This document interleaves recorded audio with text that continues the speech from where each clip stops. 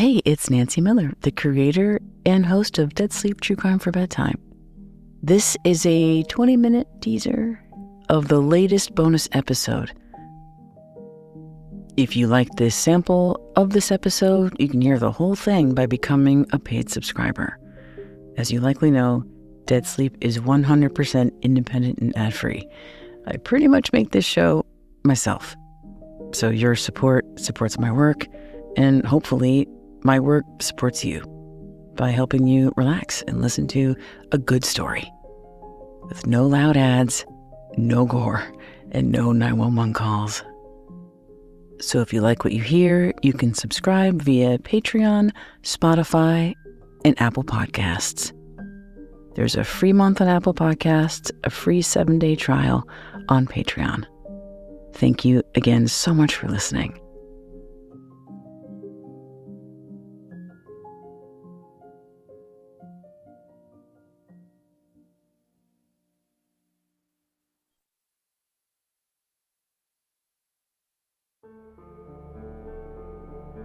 Welcome back to Dead Sleep True Crime for Bedtime.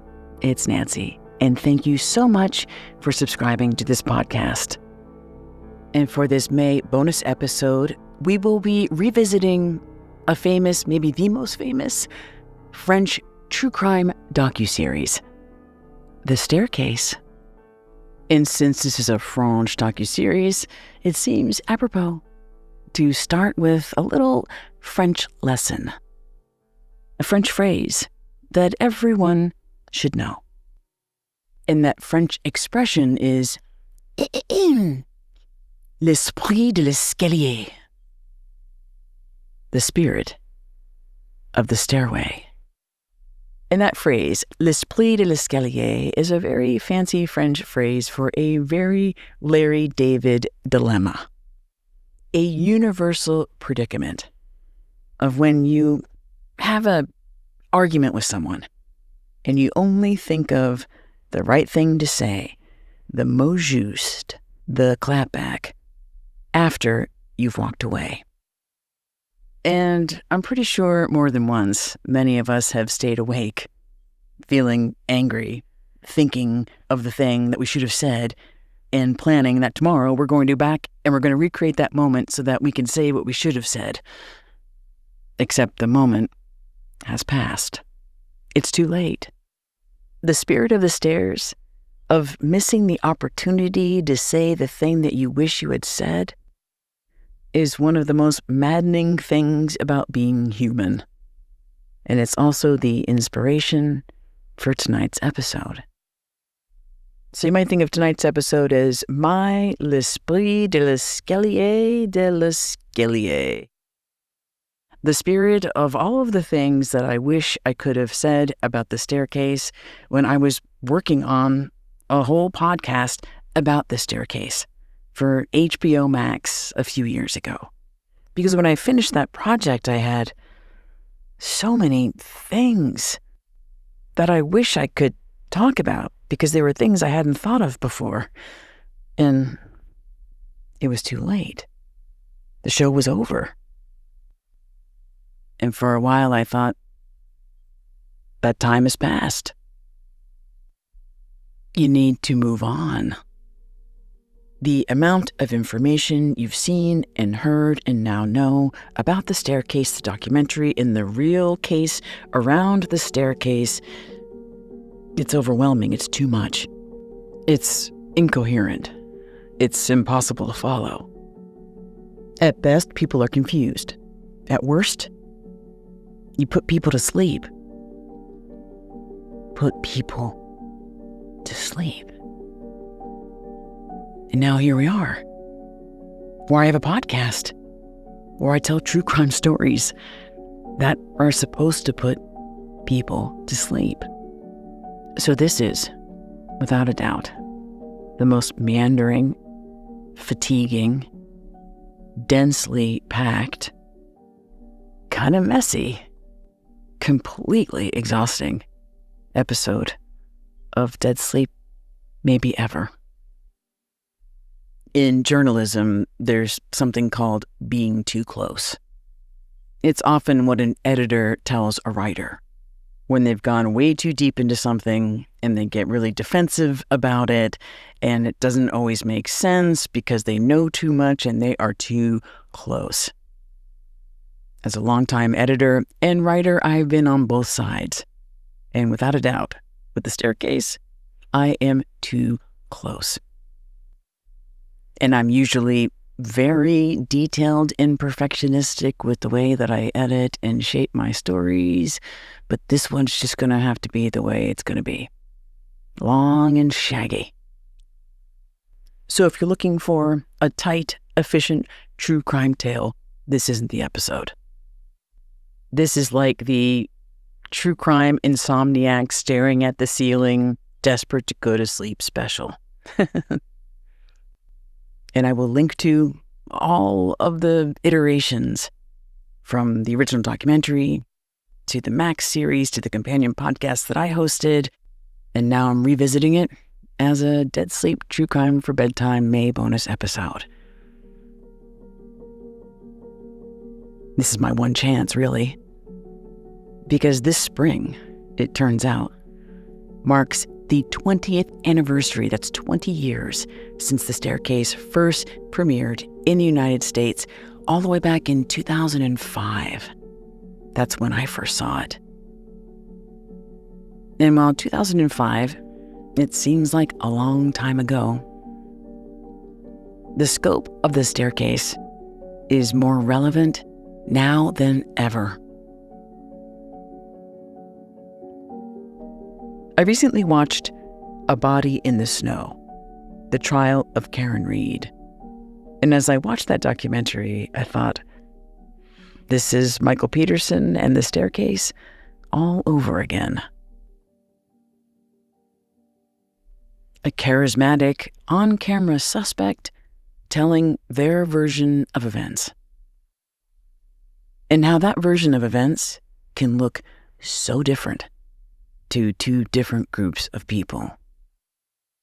That to one group of people, this tragic incident is obviously a murder. But to a whole other group of people, it's a mystery. Maybe even a conspiracy. And somewhere in the middle of all this, it's the rest of us, people who are just watching, and our opinions, we can change them depending on who's talking on screen. But what agitates all of us is the threat of injustice. But what is justice? That is the question that every single person at the center of this episode will spend a long time fighting over.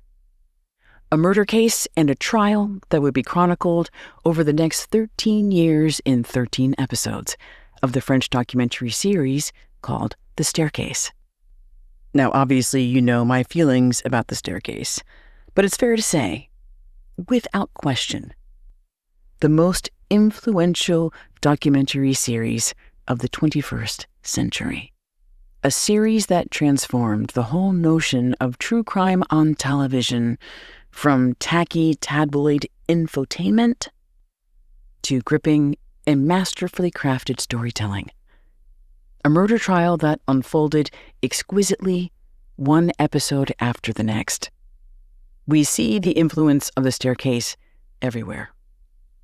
In every docuseries. From that first overhead establishing drone shot to the use of a dramatic, classical underscore, like a mournful, lilting cello. And the most groundbreaking part of it all was a shift in POV. A crime series, a real-life murder case told from the perspective of the suspect. An accused killer we found ourselves rooting for. Here it was a charismatic and complicated Michael Peterson, a man many of us felt like we knew, and found ourselves by the end of The Staircase feeling sympathy for, even protective of. As he and his adoring adult children navigated the perplexing and maddening machinations of a murder trial.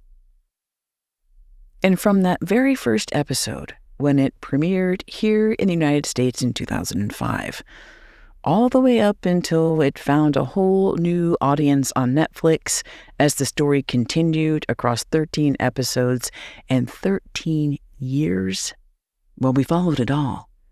For many of us who largely knew this story from The Staircase, the mystery always remained. Did Michael Peterson really kill Kathleen, the 48-year-old wife, mother, and successful executive who was found at the bottom of a narrow staircase in the Peterson home in the wee morning hours of December 9th, 2001? Or was this all some horrific, tragic mistake? Many of us have wondered for years what really happened. And look, I'm here to tell you, we will never know the truth, because no one does, except Kathleen Peterson and arguably Michael Peterson. And unless he makes some sort of surprise confession now that he's in his early 80s, despite taking that Alford plea in 2017, Michael Peterson maintains his innocence. But here's the thing about the Peterson case and The Staircase. That justice here wouldn't be about what really happened. Like a lot of true crime, this case wasn't even about the truth. Inside that courtroom, the case was about who could tell the better story. And whoever told the best story, they'd win. Or so it seemed. Because long after the trial, the release of The Staircase, it added a whole new layer of suspicion. Quite literally, in France, where it was first released, the title of The Staircase, it's not The Staircase. In France, it was titled Soupçon.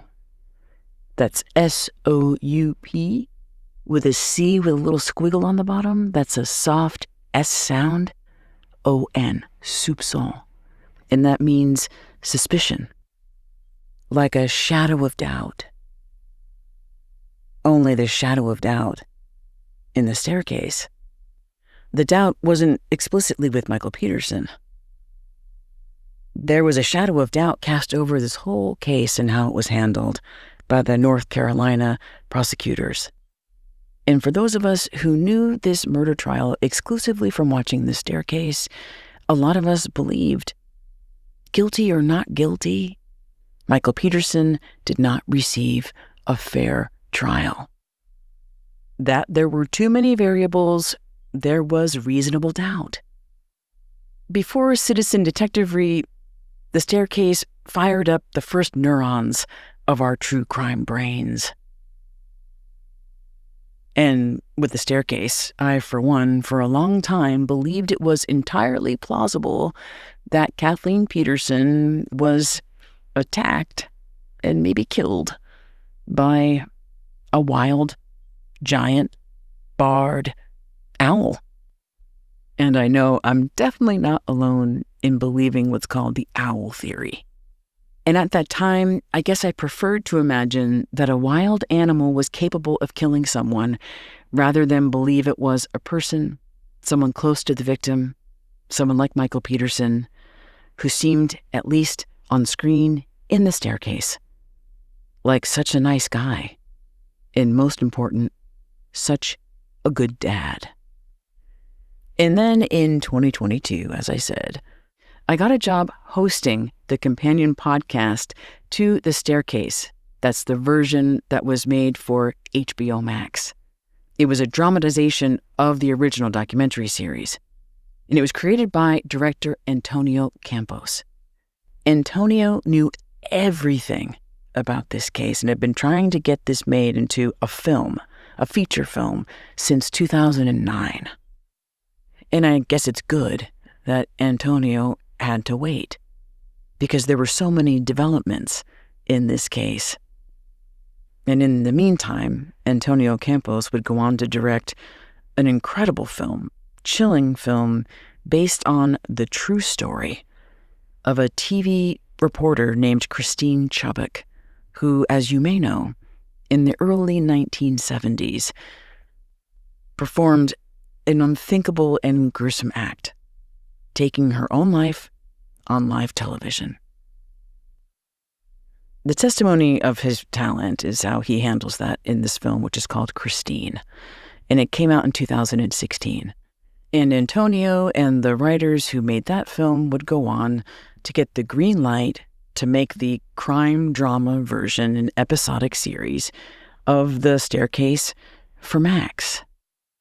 Antonio had the blessing, at least at first, of many of the real people involved in the original documentary. This included the famous lawyer David Rudolph, filmmaker Jean-Xavier de Lestrade, and even the apparent approval of Michael Peterson, though later he would disavow the whole thing, which we'll get to later in this episode. Now, my job as host of the companion podcast was largely to interview the cast, the actors who were playing these real-life people. I interviewed Colin Firth, who played Michael Peterson, Toni Collette, who played Kathleen Peterson, Michael Stuhlbarg, who played David Rudolph. And with the exception of Colin Firth, who played Michael Peterson, who had to decide for himself whether or not he believed Michael Peterson did it, he wouldn't actually reveal that to me or to anyone. Not even the director, who told Colin Firth to keep it to himself. It's something that you have to decide for yourself as you watch him on screen in the final 30 seconds of the series. But other than Colin Firth, the people that I interviewed, they didn't know whether or not Michael Peterson had murdered Kathleen. And along with that, in the creators of the show, I interviewed some real-life experts, including my one-time hero, Larry Pollard. That's Peterson's neighbor, who was the first to come up with the owl theory. And when I interviewed him in 2022, Larry Pollard maintained his owl theory. And one of the biggest reasons was because he just couldn't believe that a guy like Michael Peterson, someone he thought he knew, would ever have killed Kathleen. And along with all of that, I also got my hands on an enormous amount of research material. And just when I thought I'd seen the staircase from every single angle, I realized I hadn't. I'd missed something.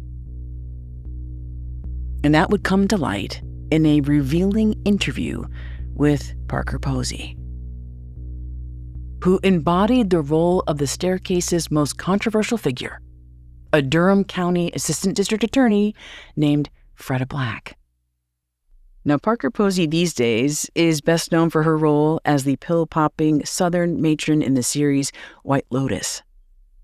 But before that, she showcased that same Durham drawl when she played the on-screen version of Freda Black, better known by many as the Dragon Lady.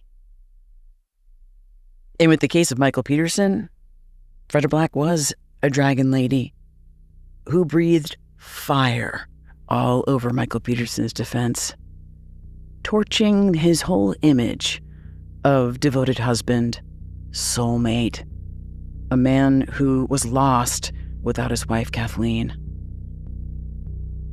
And along the way, she came off as pretty vicious, rather callous, and more than a little homophobic. When, as you might recall, Freda Black paraded around during Michael Peterson's trial, showing the jury images found on Michael Peterson's computer, homoerotic imagery she described as pure tea filth. And if you judge her solely on her courtroom performance, I would put Freda Black right up there with Ken Kratz from Making a Murderer as true crime's greatest villains and most despised DAs. But who was Freda Black really, beyond the scope of the staircase? Well, Parker Posey is one of those performers who does a ton of research on a character. And in my interview with her, she revealed a side of Freda Black, the real Freda Black, that we didn't really see on screen. And after that, I was inspired to revisit this whole case through the one side of the story that we never really got. The staircase through the heavily mascaraed, smoky eyes of Freda Black. A fresh way of looking at a familiar case from the perspective of its greatest villain. And back in 2022, I had hoped to interview Freda Black and get her whole side of this saga. But I couldn't. I can't. Because Freda Black died a tragic and untimely death in 2018, just a little over a month after the re-release of The Staircase, at the age of just 57. So what happened to Freda Black after the Michael Peterson case? How did she go from firebrand to tragic figure?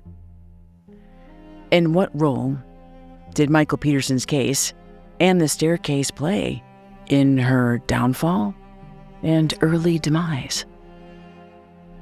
A casualty, perhaps, of what happens when true crime and real life collide.